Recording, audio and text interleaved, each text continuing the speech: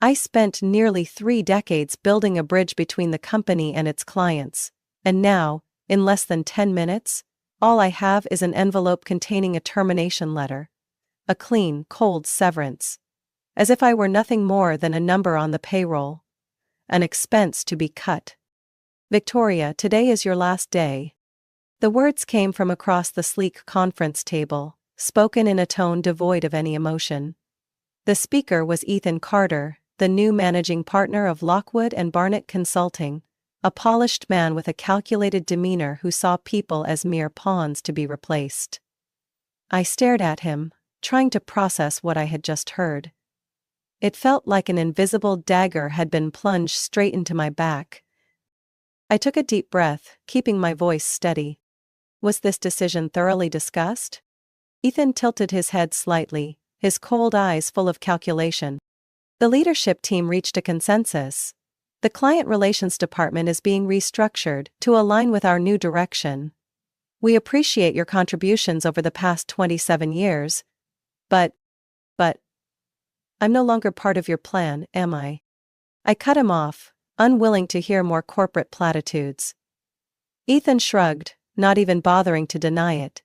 He slid a pale yellow envelope across the table toward me. This is your severance package. 2 months' salary along with health coverage through the end of the quarter. Janine from HR will assist you with the paperwork. I glanced at Janine, who sat beside Ethan with a tense expression. She avoided my gaze, as if not wanting to be complicit in this purge.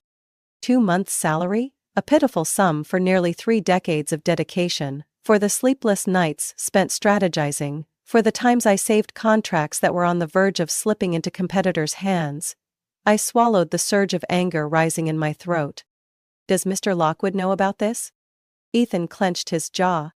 All senior partners were informed. A blatant lie. Richard Lockwood, the company's founder, had recruited me on day 1. He once said I was the lifeblood of Lockwood and Barnett's client relations, and now he suddenly agreed to let me go without a single warning? I didn't believe it. I folded my arms, keeping my voice as calm as possible. What if I refused to sign? Ethan smirked slightly. We can't force you, but I don't think you'd want to make things difficult. That would affect your benefits, and, per company policy, you may pack up your belongings under security supervision. I let out a short laugh, but there was no humor in it. They weren't just firing me, they were treating me like a criminal, a threat that needed to be monitored.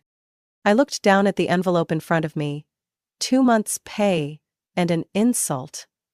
Did they really think I would accept this without protest? But I didn't sign. Not yet. Instead, I rose from my chair, slowly, deliberately. If this is how you treat loyalty, I understand. Ethan showed no reaction, but Janine looked uncomfortable. Maybe she recognized how unfair this was, but she couldn't do anything about it. I walked out of the conference room with the envelope in my hand, but my mind felt blank. The years I had spent at this company flashed through my mind like a fast-forwarded film. The contracts I had salvaged, the clients I had maintained, the nights I had worked late to ensure the right strategy was in place. And in return, an abrupt, cold farewell. When I reached my desk, a young security guard was already waiting there, looking at me apologetically. Miss Pearson, would you like some help packing? I stared at him. I didn't blame him, but the way this company discarded people made me feel suffocated. No thank you. I started packing my belongings carefully. A photo with my client team at a charity gala. Thank you letters from executives whose deals I had helped salvage. A crystal award Richard Lockwood had given me on my 20th work anniversary. Engraved with the words, "Thank you for everything you've built." A hollow, meaningless thank you. As I sealed the box, my phone vibrated. A message. Victoria, just heard about this morning, call me ASAP. Amanda Grayson, CEO of Grayson Industries, Lockwood and Barnett's largest client. I frowned. Ethan Carter seemed to believe that a simple email could replace me in the eyes of my clients. But he didn't understand that relationships weren't something that could be transferred, like a contact list. He didn't realize that my game was only just beginning. I stood outside the Lockwood and Barnett building, the weight of my belongings pressing down on my arms. A cold breeze swept past, but the numbness I felt wasn't from the weather. It came from the harsh reality that I had just been cast aside from the company I had dedicated 27 years of my life to. My phone vibrated inside my coat pocket, Amanda Grayson's name flashing on the screen. I answered. "Victoria, what the hell is going on?" Amanda's voice was sharp as a blade. No pleasantries, no small talk. I had known her long enough to understand. When Amanda asked a question, she expected an immediate answer. "I just found out this morning.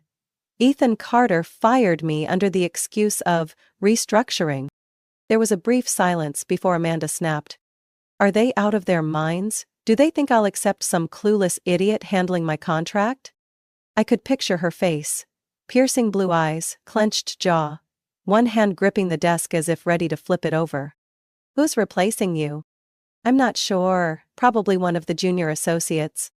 Amanda let out a humorless laugh.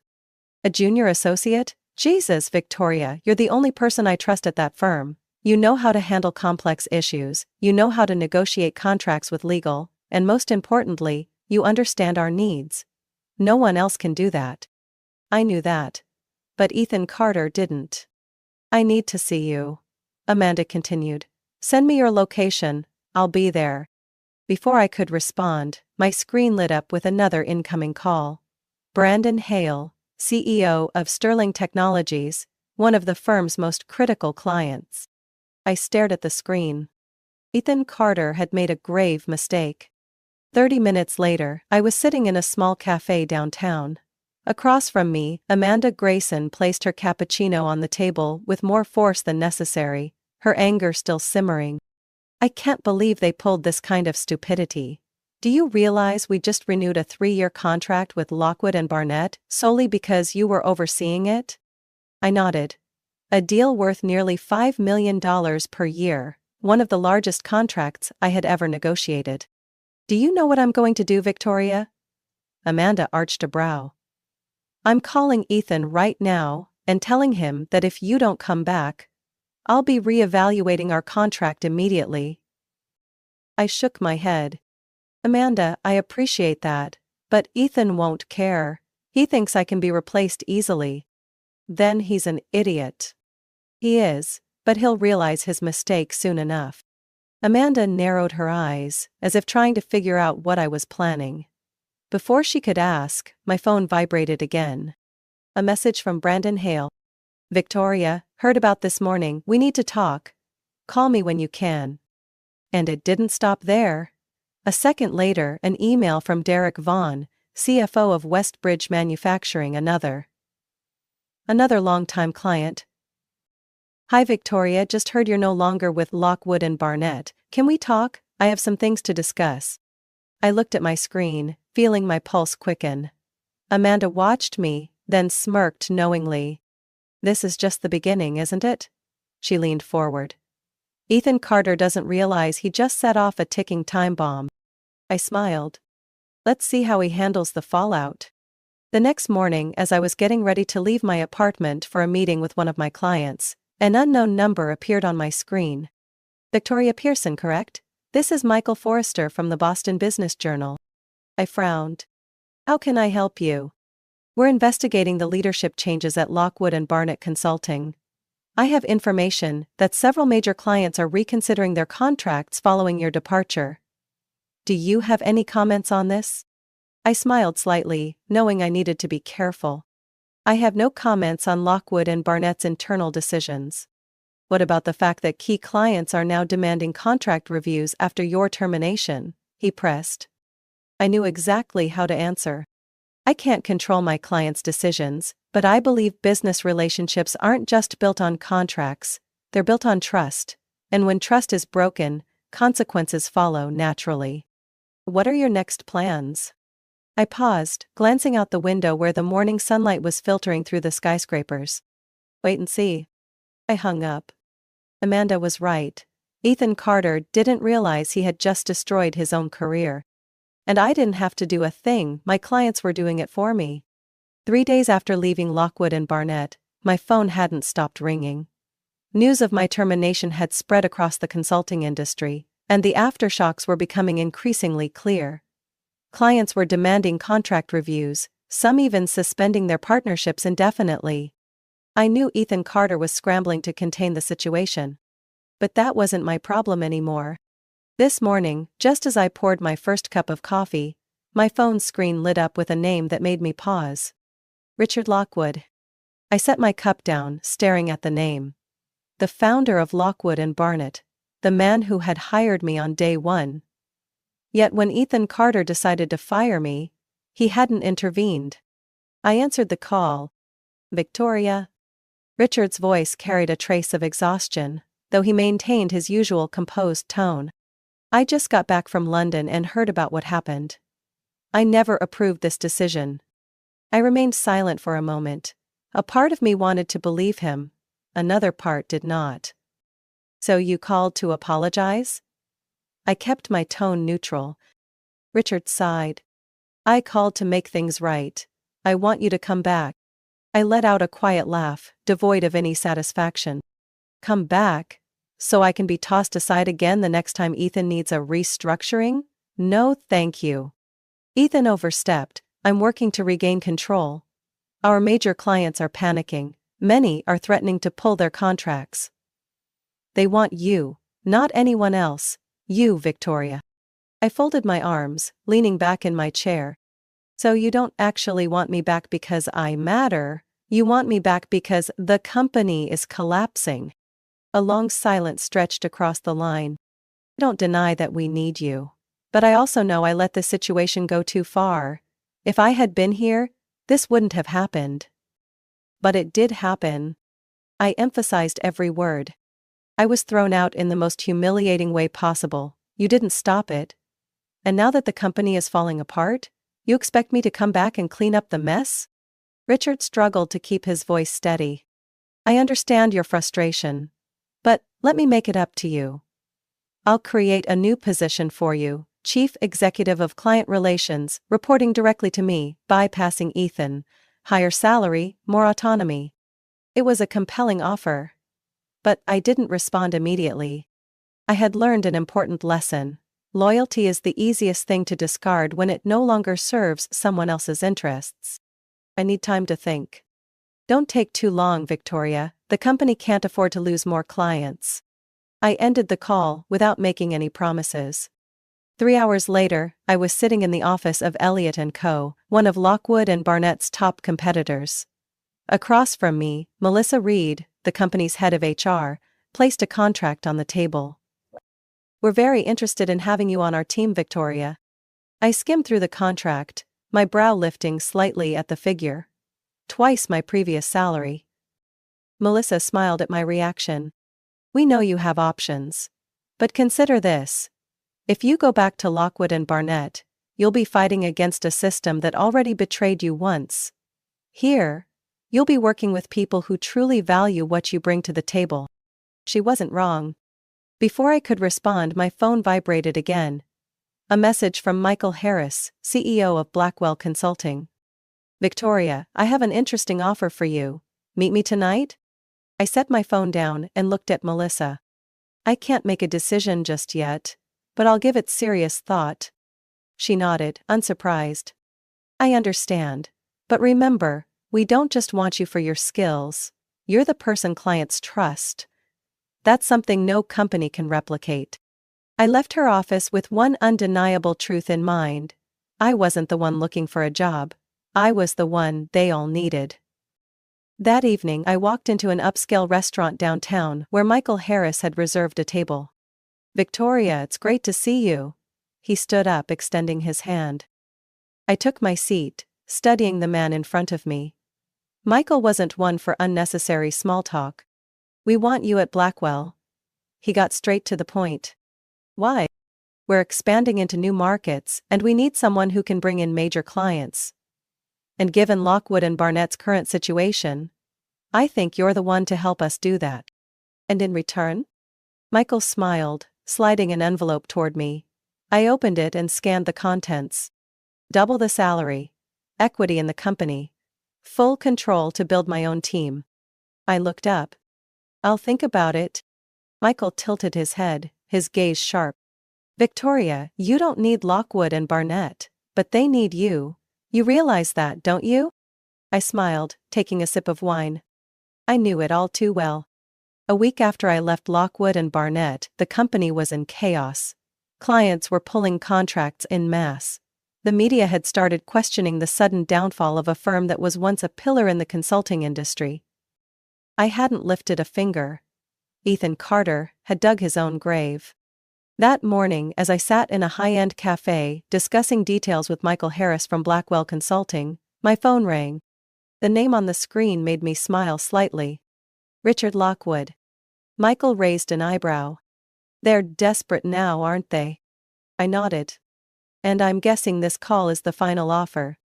I answered. Victoria. Richard's voice was noticeably lower than in our last conversation. Hello, Richard, what's the matter? I'll get straight to the point. The board held an emergency meeting last night. They voted to remove Ethan Carter from his position as managing partner. I let out a small laugh. That was fast. The losses were too great, Richard sighed. We've lost nearly 50% of our client value in less than 2 weeks. The shareholders are furious, and the investors are out of patience. I took a sip of my coffee, waiting for what would come next. I want you back, Victoria. As the executive partner of client relations. Full authority, reporting directly to me.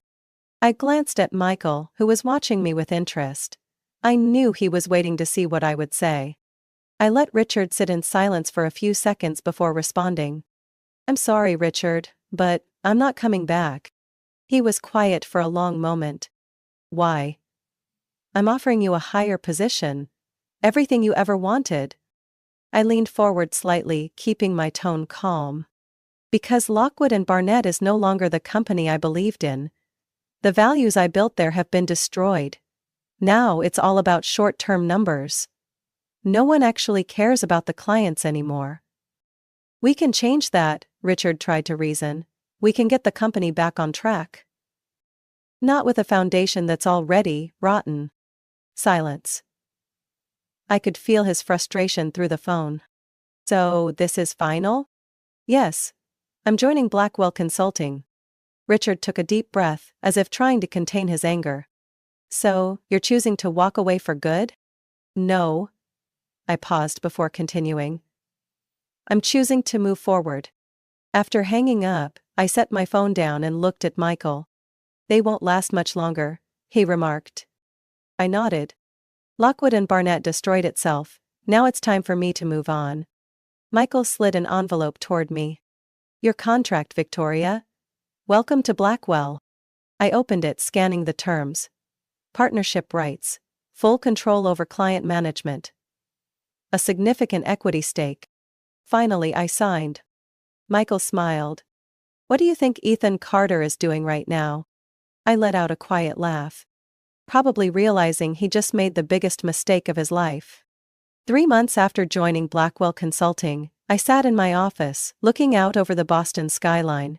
The coffee on my desk had gone cold, but I didn't care. On my laptop screen was the final document I needed to review before sending it off. The acquisition agreement for Lockwood and Barnett. I took a deep breath, then clicked. Sin. The company I had dedicated 27 years to was now about to become part of Blackwell. A fitting ending for those who saw me as disposable. Lockwood and Barnett's all-company meeting took place on Monday morning in the largest conference room at headquarters. The employees gathered, their faces tense as they looked toward the stage where Richard Lockwood stood beside the board members. The company had been in turmoil for the past 3 months. Clients leaving, reputation crumbling, employees resigning one after another. Richard tapped the microphone lightly, his voice carrying a hopeful tone. Today I have an important announcement. The room fell silent. Lockwood and Barnett has secured a new partnership, an opportunity to rebuild our reputation and regain our standing in the industry. Murmurs spread through the audience.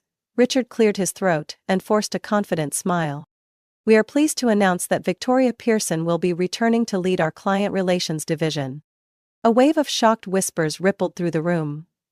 I rose from my seat in the front row and stepped onto the stage, feeling every set of eyes locked on me. Richard looked at me with relief, perhaps believing he had finally convinced me to come back. I remained composed, lifted the microphone, and scanned the room. "Thank you, Richard, but there's something I need to clarify." I paused, letting the weight of my words settle before continuing. "I am not returning to Lockwood and Barnett as an employee. I'm standing here today to announce that Blackwell Consulting, with financial backing from R&H Capital, has officially completed the acquisition of this company." The room froze. Richard stiffened, his grip tightening on the microphone. The board members exchanged wide-eyed glances. A few employees gaped in shock, while others broke into hushed, frantic whispers. "What?" Richard stammered. I held his gaze. "As of today, Lockwood and Barnett belongs to Blackwell Consulting. We will be taking over all business operations, including clients, personnel, and organizational structure."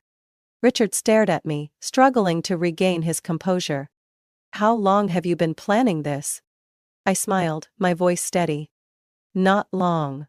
But certainly after you chose to place your loyalty in the wrong person." A wave of tension rolled through the room. Richard turned to the board members. But no one spoke. They had already known. I continued. "We have no intention of implementing mass layoffs, but changes will be made, and one of the first is ensuring that this company returns to its core values, its clients and its people." I stepped aside, making way for Michael Harris, CEO of Blackwell. He took the stage, his commanding presence sweeping across the room. "Blackwell believes that Lockwood and Barnett holds enormous potential, but it has been mismanaged for too long. We will put this company back on the right track, and the best person to lead that effort is none other than Victoria Pearson." Applause erupted from employees, sharp enough to grasp what was happening. Others remained frozen in disbelief. Richard looked at me one last time, his eyes filled with disappointment and bitterness. "You won." I shrugged. "I only did what you should have done a long time ago." Richard gave a slow nod, then stepped down from the stage, silently leaving the conference room.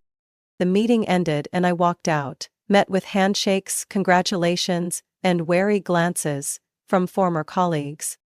Michael Harris leaned in close, his voice low. "How does it feel to take over the company that once fired you?" I took a deep breath, feeling nothing but calm satisfaction. "It's not revenge, it's a correction." We walked out of the conference room, leaving behind a company on the brink of its greatest transformation. I hadn't just returned. I had reclaimed everything. On my own terms. 3 months after Blackwell Consulting completed the acquisition of Lockwood and Barnett, I sat in my new office, looking down at the bustling city of Boston below. The surroundings were still familiar, but the atmosphere within the company was entirely different. No more fear. No more pointless meetings discussing cost-cutting instead of focusing on clients.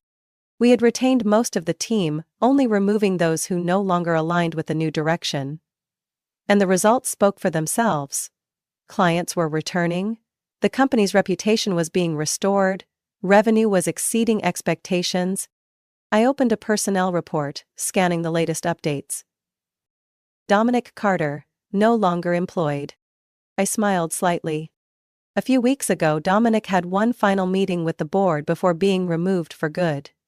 He had tried to justify his failures, blaming market conditions and unexpected client decisions. But everyone knew the truth. He had destroyed himself. After being dismissed from Lockwood and Barnett, Dominic ended up at a small, obscure consulting firm. No reputation, no lucrative contracts like the ones he was once accustomed to. Those who had once flattered him quickly turned their backs, avoiding him as if he were a plague. The last I heard, Dominic was trying to regain his footing in the industry by applying for mid-level positions, but no one truly trusted him anymore.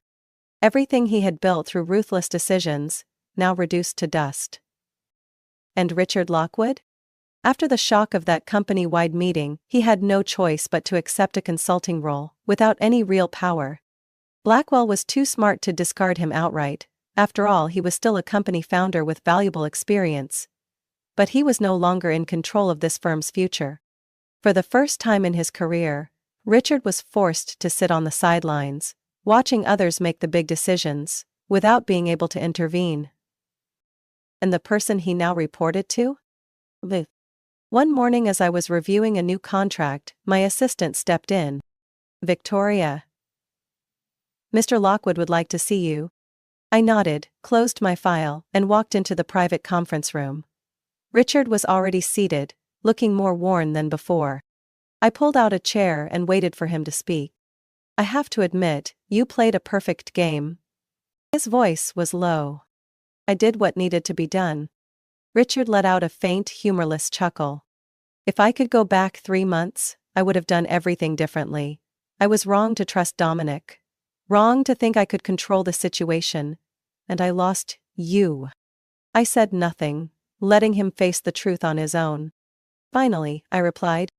"Your biggest mistake wasn't trusting Dominic, it was failing to value the people who helped build this company from the beginning."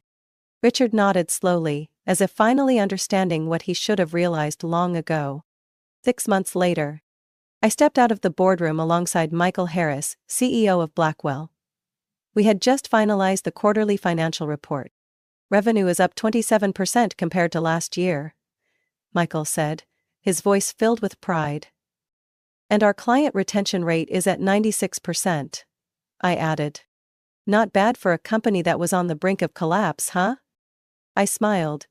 "Not bad at all." We exited the building, the afternoon sunlight casting long shadows on the crowded sidewalk. "Do you regret not going back to Lockwood and Barnett?" Michael asked. I shook my head. "No. Because I never truly left." Michael raised an eyebrow, waiting for me to elaborate. I turned to him, my voice steady. "I didn't come back to be an employee, I came back to own it." That evening as I sat in my private office, looking out at the glowing streets of Boston, I realized something. In the professional services industry, real assets aren't numbers on a report, they aren't brand names, they aren't hastily signed contracts. They are people, they are trust. They are the lasting relationships built over time. Lockwood and Barnett forgot that, and they paid the price. I took a sip of wine, feeling satisfaction, not from revenge, but from proving I was right. Sometimes, justice doesn't need a courtroom. It doesn't need a verdict. It only requires patience, and the truth will reveal itself. Victoria's story is not just a lesson in betrayal and retribution. It is undeniable proof of the value of people in any organization. In reality, many companies treat their employees as numbers, easily discarded in pursuit of short-term profit, forgetting that relationships and trust are priceless assets. When a business loses the people who create real value, it ultimately destroys its own foundation. Justice doesn't always require revenge. Sometimes, it simply requires patience and letting the truth speak for itself. Victoria's story is a testament to the fact that true value doesn't lie in a job title, but in trust and perseverance. What do you think of her decision? If you were in her place, what would you have done differently? Share your thoughts, and don't forget to follow the channel for more compelling stories about life, family, and real-world justice.